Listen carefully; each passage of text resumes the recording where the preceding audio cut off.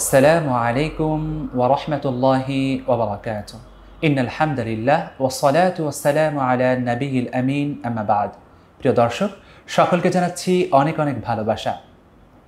দুনিয়াতে প্রত্যেকটি মানুষই জনপ্রিয় ব্যক্তি ও শ্রেষ্ঠ মানুষ হিসাবে প্রতিষ্ঠিত লাভ করতে চায়। মানুষ তাকে ভালোবাসুক, সমীহা করুক, সম্মান করুক, এটি মানুষের চাহাত।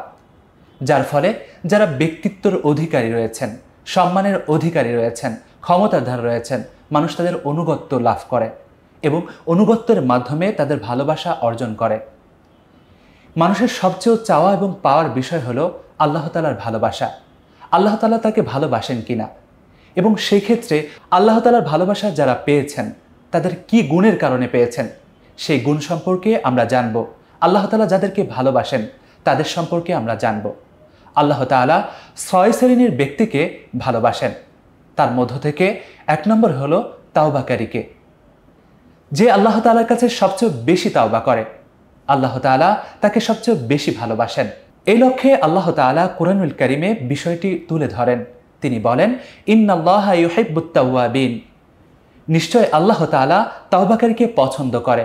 এখানে তাওবার মর্মার্থ হলো, বান্দা যখন কোনো গুনাহ করে, সেটা ভুলে হোক, ইচ্ছাকৃতভাবে হোক, সেটা বড় হোক বা ছোট হোক, সেক্ষেত্রে সে রবের কাছে তাওবা করে, রবের দিকে ফিরে আসে এবং রবকে বলতে থাকে, হে রব, এ ব্যাপারে আমাকে মুক্তি দান করুন।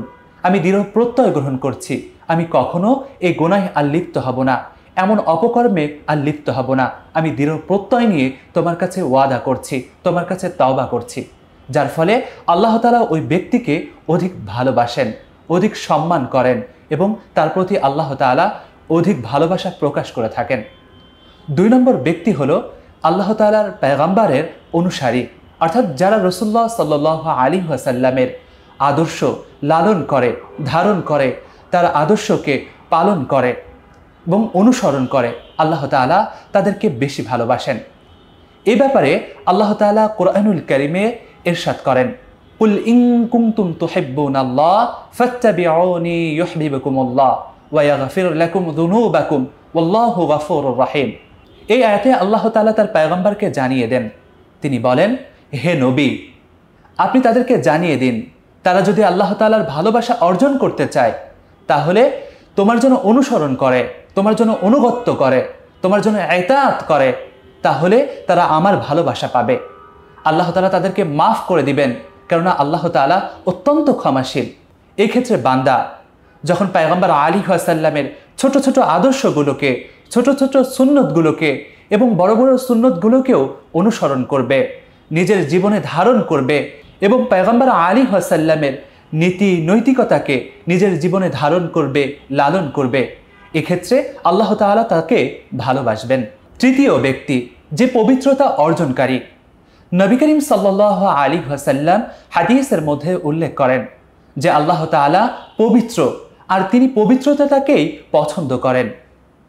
এক্ষেত্রে এখানে পবিত্র বলতে শুধু শারীরিক পবিত্রই কি উদ্দেশ্য? না, এখানে বান্দা তার দৈহিককে যেভাবে পবিত্রতা রাখে, তেমনিভাবে তার অন্তর, তার আদর্শের ক্ষেত্রে, তার নীতি নৈতিকতার ক্ষেত্রে, তার চিন্তা চেতনার ক্ষেত্রে সেগুলোকে পবিত্র রাখে।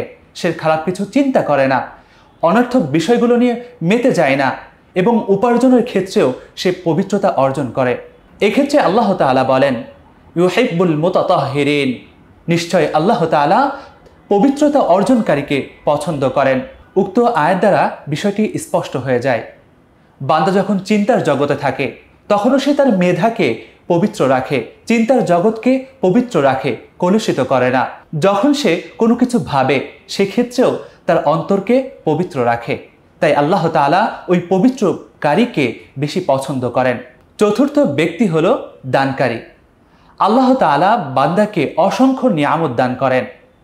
এই মানুষকে দুনিয়ার জীবনে দান করার ক্ষেত্রে বিশ্বাসী অবিশ্বাসী এখানে আল্লাহ তাআলা বাছবিচার করেন না, পার্থক্য করেন না, সবাইকে আল্লাহ তাআলা অসংখ্য নিয়ামত দান করেন। তো আল্লাহ তাআলার এই গুণকে যে ধারণ করে, আল্লাহ তাআলা তাকে পছন্দ করেন, তাকে ভালোবাসেন। এই ক্ষেত্রে পয়গম্বর আলাইহিস সাল্লাম হাদিসের মধ্যে উল্লেখ করেন, ইন্নাল্লাহা জাওয়াদুন ইউহিব্বুল জুদা। এই হাদিসের অর্থ হলো যারা দানকারী, অর্থাৎ দান করার ক্ষেত্রে যারা অগ্রগামী, আল্লাহ তাআলা তাদেরকে অধিক পছন্দ করেন। কেননা যখন কোনো বান্দায় অভাবের মধ্যে পড়ে, অসহায়ের কাতর হয়ে পড়ে, অর্থাৎ তার কাছে কোনো অর্থকড়ি থাকে না, অর্থের অভাব অনুভব করে, তখন যদি সেই বান্দা আল্লাহ তাআলার অভাবগ্রস্ত ওই বান্দার অভাবকে দূর করে দেয়, আল্লাহ তাআলা তার প্রতি খুশি হয়ে যান, তার প্রতি ভালোবাসা ব্যক্ত করেন। এর ফলে আল্লাহ তাআলা তাকে অধিক ভালোবাসেন।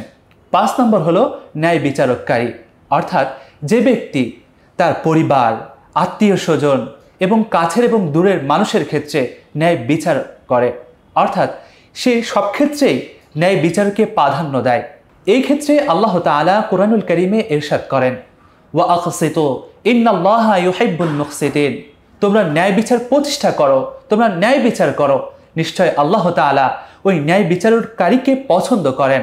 অর্থাৎ তোমার গৃহে কোনো কাজ চলছে, সেই ক্ষেত্রে তুমি ন্যায় বিচার করো। তোমার স্ত্রীর কোনো প্রয়োজন বা যে বিষয়ে তোমার কাছে পরামর্শ চেয়েছে, সেই পরামর্শ দেওয়ার ক্ষেত্রে তুমি ন্যায় বিচার পন্থা অবলম্বন করো। তোমার একাধিক সন্তান রয়েছে, সেই ক্ষেত্রেও তুমি ন্যায় বিচার অবলম্বন করো। যে ব্যক্তিরা এই সমস্ত ক্ষেত্রে অর্থাৎ বিচার করার ক্ষেত্রে ন্যায় বিচার করে থাকে, ন্যায়ের পন্থা অবলম্বন করে থাকে, আল্লাহ তাআলা তার ওই গুণের কারণে তাকে পছন্দ করেন, কেননা নিশ্চয় আল্লাহ তাআলাও ন্যায় বিচারক। 6ষ্ঠ ব্যক্তি হলো যে আল্লাহ তাআলার উপরে তাওয়াক্কুল করে, অর্থাৎ সে প্রত্যেকটি কাজ নিয়ম অনুযায়ী করছে এবং সেই সাথে আল্লাহ তাআলার উপরে যথাযথ ফায়সালার তাওয়াক্কুল করছে, অর্থাৎ সে নিয়ম অনুযায়ী কাজ করছে এবং আল্লাহ তাআলার উপরে ভরসা রাখছে যে আল্লাহ তাআলা এই কাজের মাধ্যমে তাকে পরিপূর্ণতা, সফলতা এবং আল্লাহ তাআলা মুক্তি দান করবেন। এই ক্ষেত্রে আল্লাহ তাআলা কুরআনুল কারীমে ইরশাদ করেন, ফাইদা আযামতা ফাতাওয়াক্কাল আলাল্লাহ ইন্নাল্লাহা ইউহিব্বুল মুতাওয়াক্কিলিন। উক্ত আয়াত দ্বারা বুঝে আসে, যখন কোনো বান্দা কোনো কাজ করে, সেটা ছোট হোক সেটা বড় হোক, সেক্ষেত্রে সে নিয়মগুলো মেনটেন করে, নিয়মগুলো ফলো করে এবং সেই সাথে সাথে সেই ফলের জন্য অর্থাৎ সফলতার জন্য আল্লাহর উপর ভরসা রাখে, সেই ফল আল্লাহ তাআলা দিবেন বলে আল্লাহর উপর তাওয়াক্কুল করে। এক্ষেত্রে আল্লাহ তাআলা এই গুণের কারণে তাকে পছন্দ করেন, তার প্রতি বেশি ভালোবাসা প্রকাশ করেন। এই গুণগুলোর দ্বারা আমাদের কাছে বিষয়টি স্পষ্ট হয়ে যায়, যারা এই গুণ অর্জন করবে আল্লাহ তাআলা তাদেরকে ভালোবাসবেন। তো অবশ্যই আমাদেরও প্রয়োজন আল্লাহ তাআলার ভালোবাসা অর্জন করা। তো ভালোবাসা অর্জন করার ক্ষেত্রে অবশ্যই আমরা এই বিষয়টি লক্ষ্য রাখবো, এই বিষয়টি অর্জন করার চেষ্টা করব, এই গুণগুলো নিজের জীবনে ধারণ করার চেষ্টা করব। তাতে ইনশাআল্লাহ আল্লাহ তাআলার ভালোবাসা আমরা অর্জন করতে পারবো। আল্লাহ তাআলা আমাদের প্রত্যেককে তার ভালোবাসা অর্জন করার তৌফিক দান করুন। আমিন।